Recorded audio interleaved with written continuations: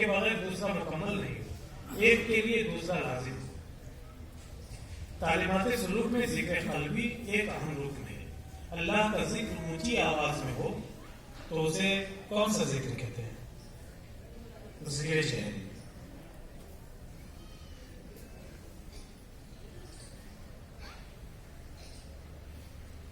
بغیر آواز کے ہو، اللہ کا ذکر بغیر آواز کے ہو تو وہ ذکر خفی ہے۔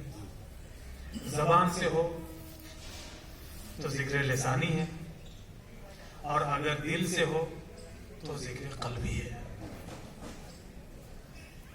ظاہر ہے جو ذکر دل میں ہوتا ہے اس کی کیفیت خفی کی بھی ہوتی ہے۔ خفی کے معنی چھپا ہوا، مخفی، یعنی جو ظاہر نہیں ہو۔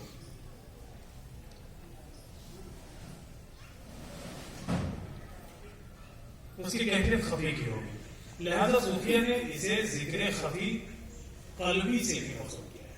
یعنی جب ذکر قلبی ہوگا تو ذکر خفی بھی ہوگا، ذکر خفی ہوگا تو وہ ذکر قلبی ہو، یہ کوئی ضروری ہے، اس چیز کو غور کیجیے۔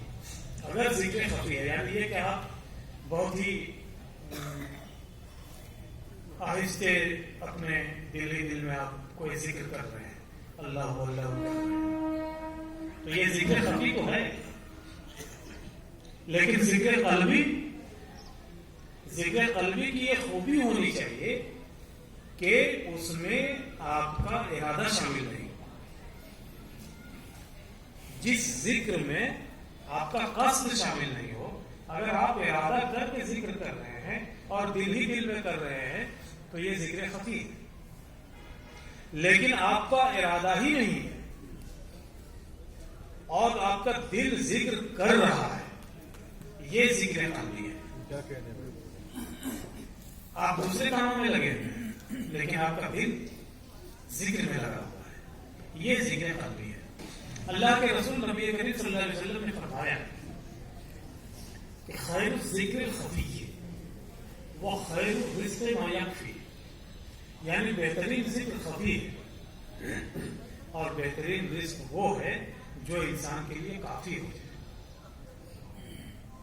ایک حدیث پاک میں ہے کہ وہ ذکر خفی 70 درجہ افضل ہے، 70 درجہ، جسے اعمال لکھنے والے فرشتے بھی نہیں سنتے۔ اعمال لکھنے والے فرشتے بھی نہیں سنتے۔ قیامت کے دن جب نامہ اعمال کھلے گا، حساب کتاب ہوگا، بندے سے یہ بھی کہا جائے گا، خدا کی طرف سے یہ حکم ہوگا کہ تم نے نامہ اعمال میں وہ چیزیں لکھی ہیں، فرشتوں سے اللہ تعالیٰ فرمائے گا جسے تم نے سنا یا دیکھا، لیکن اس بندے کے حصے میں کچھ ایسی نیکیاں بھی ہیں جن کی تمہیں خبر نہیں۔ یہ ذکر خفی، اسی لیے اللہ کے رسول نے فرمایا کہ ذکر خفی کا درجہ 70 گنا زیادہ ہے۔ حضرت شاہ رضا نے ذکر قلبی کے علاوہ مراقبے کو دوسرا رہبر قرار دیا ہے۔ میں نے جو پڑھا ہے ان کا اقتباس، اس میں 2 باتیں تھیں، ذکر قلبی اور مراقبہ۔ تو حضرت شاہ رضا نے ذکر قلبی کے علاوہ مراقبے کو دوسرا رہبر قرار دیا ہے۔ مراقبے کی بھی 2 قسمیں ہیں، آپ لوگ اسی راستے کے مسافر ہیں، ظاہر ہے بہت وضاحت کی ضرورت نہیں ہے۔ ایک مراقبہ وہمی اور ایک مراقبہ کسبی۔ وہمی مراقبہ اللہ کے خاص بندوں کو حاصل ہوتا ہے،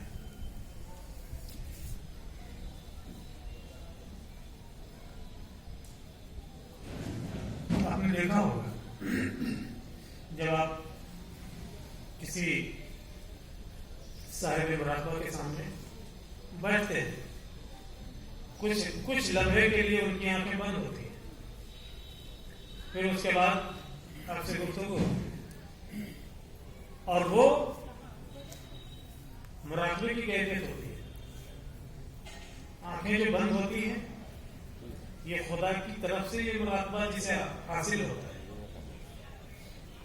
वो मुराकबा वहबी, वो चंद लम्हे के लिए मुराकबे में जाना उनके ऊपर बहुत सारे राज मुंकशिफ कर देता है। वहबी मुराकबा अल्लाह के खास बंदों को हासिल होता है। ये खास बंदे दुनिया के सारे काम काज करते हुए दिलो दिमाग से अल्लाह के हुजूर में होते हैं, सब काम काज करते हुए, इसलिए उनका हर काम रज़ाए इलाही के मुताबिक होता है। चूंकि काम का ताल्लुक इरादे से है, आप जब काम करते हैं तो आपका दिल और आपका दिमाग आपकी रहनुमाई करता है। मसलन ये कि मुझे दाईं तरफ जाना है जिधर नेकी है, बाईं तरफ जाना है जिधर बदी है। आपके दिल और दिमाग में ये कशमकश चलती है कि आप दाईं तरफ जाएं या बाईं तरफ जाएं, लेकिन जब दिल अल्लाह के जिक्र में मसरूफ हो तो अब दिमाग उस दिल के ताबे रहता है। अब दिमाग अपनी हुक्मरानी नहीं चलाता, अपना हुक्म नहीं चलाता, बल्कि दिल जैसा चाहता है उस तरह से वो शख्स काम करता है। और जाहिर है कि जब दिल अल्लाह के जिक्र में लगा हुआ है तो अब उसके काम ऐसे नहीं हो सकते जिसमें अल्लाह की नाफरमानी हो या अल्लाह की रजा मौजूद नहीं। कज़बी मुराकबे का ताल्लुक मश्क मुजाहिदे से, इस चीज को गौर से समाज फरमाया जा सकता। एक तो वो मुराकबा है जो अल्लाह की तरफ से किसी खास बंदे को इनायत कर दिया गया। एक वो निगाह है इल्म सीना की जो बात आती है, आपने सुना होगा, बहुत सी करामतें सुनी होंगी कि किसी बुजुर्ग ने एक शख्स की आंख में आंख डाली और उसके दिल की दुनिया रोशन हो, अपने सीने से लगाया और उसका कल्ब रोशन हो। ये इल्म सीना की कैफियत होती है। लेकिन एक जो मुराकबा तस्बीह यानी अपनी कोशिश, मश्क और मुजाहिदे से जो मुराकबा किया जाए,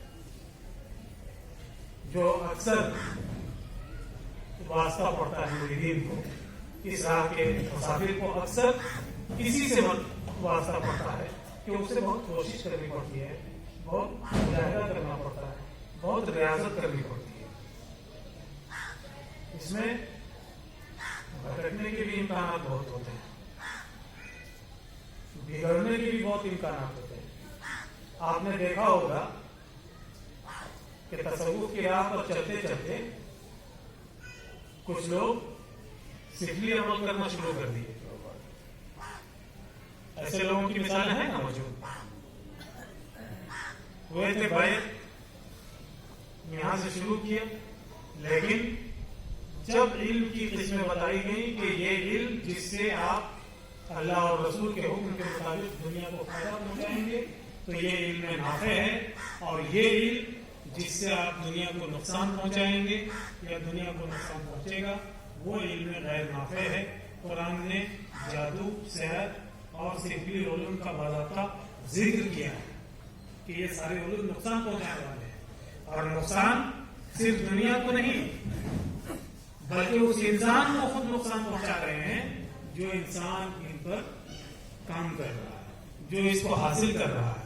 इसलिए कि ईमान और जादू दोनों एक साथ नहीं रह सकते।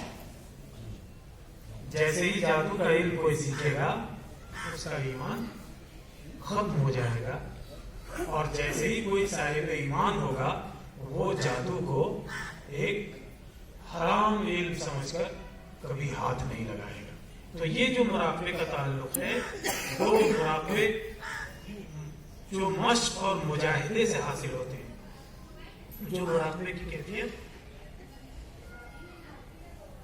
इंसानी कोशिश से हासिल होता है, लिहाजा जब पाक तीनत लोग, अच्छे लोग इसकी कोशिश करते हैं तो इसे मुराकबे महमूद का दर्जा हासिल होता है। मुराकबे महमूद, और ये ज़िक्र असरार और आदो वज़ाइफ से हासिल होता है, जबकि मुराकबे गैर महमूद یعنی جو بہتر نہیں ہو،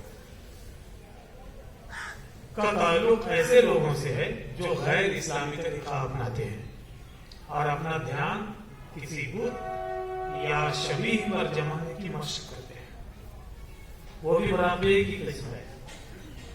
شاہ رضا نے ذکر قلبی اور مراقبہ کو لازم و ملزوم قرار دیا، یعنی مراقبہ وہبی یا مراقبہ محمود۔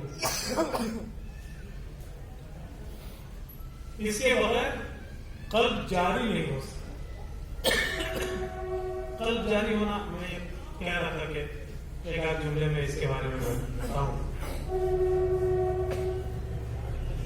اپنی مشق سے، اپنے مجاہدے سے، اپنی ریاضت سے، اپنی عبادت سے، اپنی محنت سے، ذکر سے، اوراد سے، وظائف سے انسان کی جب یہ صلاحیت ہو جائے کہ اس کا قلب خود بخود ذکر اللہ میں مصروف ہو جائے، خود بخود۔ ابھی یہ بات آئی تھی کہ کام کاج دوسرے کر رہا ہو لیکن دل سے اللہ کی صدا بلند ہو رہی ہے، یعنی صدا بلند ہو رہی ہے، یعنی دل اللہ کے ذکر میں مصروف ہو۔ جب یہ کیفیت ہوتی ہے کسی راہی سلوک کی تو اسے ہی قلب کا جاری ہونا کہتے ہیں، یعنی اب قلب جاری ہو گیا اس لیے کہ اب اس کے قلب سے قلب جاری ہوا، یعنی قلب سے اللہ کا ذکر جاری ہو گیا۔ اب بندہ کوئی بھی کام کرتا رہے، کوئی بھی کام کرتا رہے،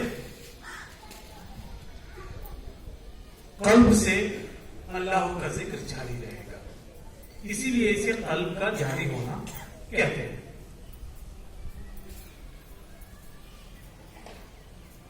حیرت ہوتی ہے، یہاں میں اب ذرا سا دیکھیے، حیرت ہوتی ہے کہ حضرت محمد عنایت شاہ علیہ الرحمہ جان رہے ہوں گے، جان رہے ہیں نا؟ کتاب اصل جو اعجاز جہانگیری ہے، دیکھنے میں بہت ہی مختصر سی ہے، بہت پتلی سی ہے۔ وہ کتاب آپ لوگوں نے پڑھی ہے؟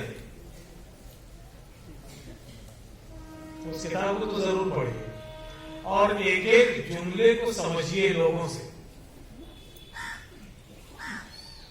پھر کسی کتاب کی ضرورت نہیں پڑے گی۔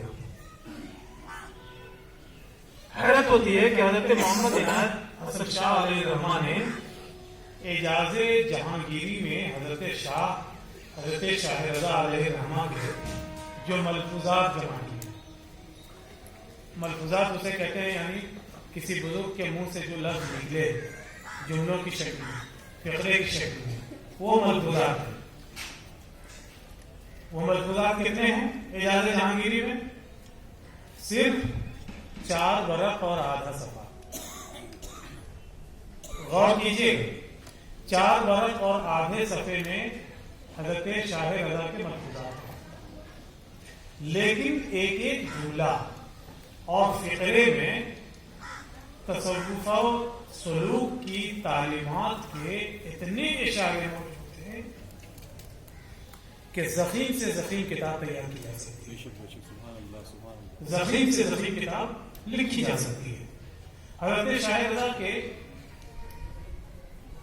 رضا چند الفاظ میں کوئی ایک نقطہ بیان کرتے ہیں اور پھر قرآن، حدیث یا پھر صوفیہ کا کوئی شعر بر وقت پڑھ کر اپنی باتوں کو پرقوت بنا دیتے ہیں۔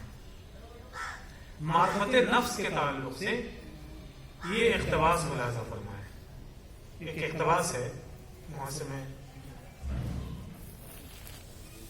نفس امارہ، اقتباس ہے حضرت شاہ رضا علیہ الرحمہ کا۔ نفس امارہ چونکہ معدن صفات شر ہے،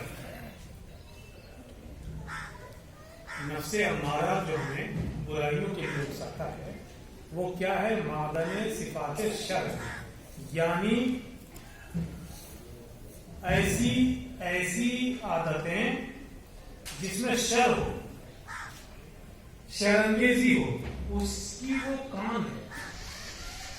مادہ صفات شر اور فریب سے خواہشات کی طرف جانے والا، لے جانے والا، یہ صفات ذمیمہ بغیر مجاہدہ اور بدون امداد عشق الہی دور نہیں ہو سکتے. اس کو غور سے سنیے. جن کو بھی راہ سلوک پر چلنا ہے ان کے لیے ایک بہت ہی بہترین نسخہ حضرت شاہ علیہ الرحمٰن دادا میاں نے دیا ہے.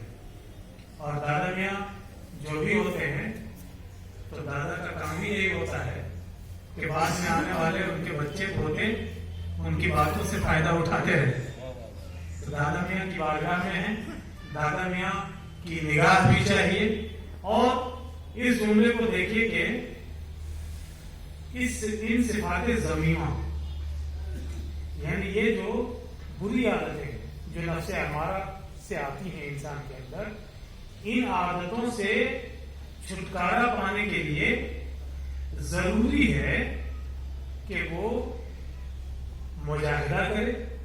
مجاہدہ مطلب محنت، ریاضت، مشقت، جو روزانہ آپ کرتے ہیں. رات سے میں دیکھ رہا ہوں ذکر الہی میں موجود ہیں، اور روزانہ کے معمول میں مجاہدے کو شامل کریں. اور بدون امداد عشق الہی یہ دور نہیں ہو سکتے.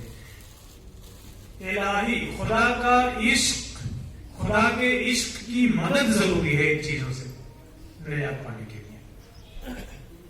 یعنی جس شخص میں کفر و شرک و شہوت و عجب وغیرہ صفات موجود ہوں اس کو معرفت نفس حاصل نہیں ہو سکتی. یہ بہت ہی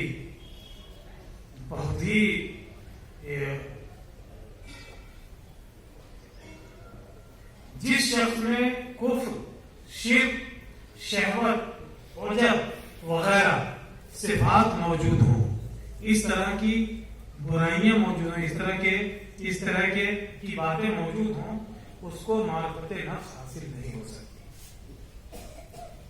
اور جس شخص میں محبت الہی جو سراسر خیر ہے اثر کر گئی ہو، اس کو معرفت نفس حاصل ہو سکتی ہے. یعنی معرفت نفس کے لیے محبت الہی ضروری ہے، عشق الہی ضروری ہے. بس جس کو معرفت نفس حاصل ہو گئی اس کے آگے راستہ صاف ہو گیا. بمثا من عرف نفسہ فقد عرف ربہ. اور معرفت نفس آگے کا جملہ ملاحظہ فرمائیں. حضرت فرما رہے ہیں کہ فقد عرف ربہ، اور معرفت نفس فنافش شیخ ہوئے بغیر نہیں ہو سکتی. اور فنائیت کے بارے میں اللہ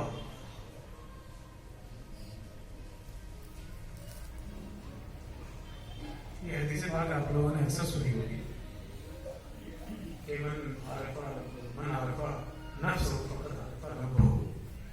یعنی جس نے اپنے آپ کو پہچان لیا، اپنے نفس کو پہچان لیا، اس نے رب کو پہچان لیا.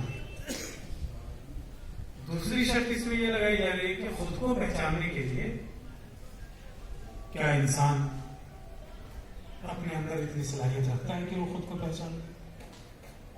یہیں پر ہم کو شیخ کی تعلیم کی ضرورت پڑتی ہے، پیر و مرشد کی ضرورت پڑتی ہے، جو ہم سے آگاہ کراتا ہے کہ تم کیا ہو. اور جیسے ہی ہم اپنے آپ سے آگاہ ہو جائیں گے، ہم جو عرفان محمدی ہے اور عرفان خداوندی ہے اس سے آگاہ ہو جائیں گے. حضرت مولانا کا شعر کوٹ کرتے ہیں، گر تو کرنی ذات مرشد راقبون. ہم خدا در ذات شامت ہم رسول. قال رب گزار مرد حال شو پیشی مرد کامل اعمال شو. حضرت مولانا روم کے یہ دو شعر درمیان لکھتے ہیں، فرماتے گر تو کر دی ذات مرشد را قبول، ہم خدا در ذات شامت ہم رسول. قال را گزار مرد حال شو پیشے مرد کامل اعمال شو. اس کی تفصیل میں بتا رہا ہوں. اس اقتباس کو غور کر کے یہ باتیں روشن ہوتی ہیں کہ تمام برائیوں کی جڑ نفس امارہ ہے. اس پر قابو پائے بغیر اپنی ذات کا عرفان حاصل نہیں ہو سکتا. اس کی شکست کے لیے مجاہدہ اور عشق الہی لازمی ہے. عرفان خداوندی کے لیے عرفان ذات پہلی سیڑھی ہے. من عرف نفسہ فقد عرف ربہ. اور عرفان ذات بغیر فنافی شیخ کے ممکن نہیں، یعنی بغیر اپنے پیر و مرشد کی ذات میں اپنے آپ کو فنا کیے بغیر ممکن نہیں. پھر مولانا روم کے دو شعر منقول ہوئے ہیں. پہلے شعر کا مطلب ہے کہ اگر تو نے مرشد کو قبول کر لیا تو اللہ اور اس کے رسول کا نور تیرے دل میں منور ہو جائے گا. دوسرے شعر کا مفہوم یہ ہے کہ زبانی جمع خرچ کو ترک کر کے صاحب حال ہو جائے. زبانی جمع خرچ آج کل یہ بہت دیکھنے کو ملتا ہے. مریدین کی ایک بہت سے مریدین جو اس راستے میں کمزور ہو جاتے ہیں یا اپنی منزل تک نہیں پہنچ پاتے. اس کی ایک بہت بڑی وجہ یہ ہے کہ بیعت ہونے کے بعد مرید یہ سمجھنے لگتا ہے کہ اپنے آدھا بھی تو ہو ہی چکا ہے. اور پھر کہیں بھی گفتگو ہوگی تو اس مرید کا انداز اپنے پیر سے بھی زیادہ شان و شوکت والا ہو جاتا ہے. کہیں سے ذرا سا علم اگر اسے آ گیا، کہیں بات سن لی تو وہ پھر اس طرح بیان کرنے لگتا ہے کہ اب وہ علم معرفت کا گہرا ذخائر بن چکا ہے. اسی کو زبانی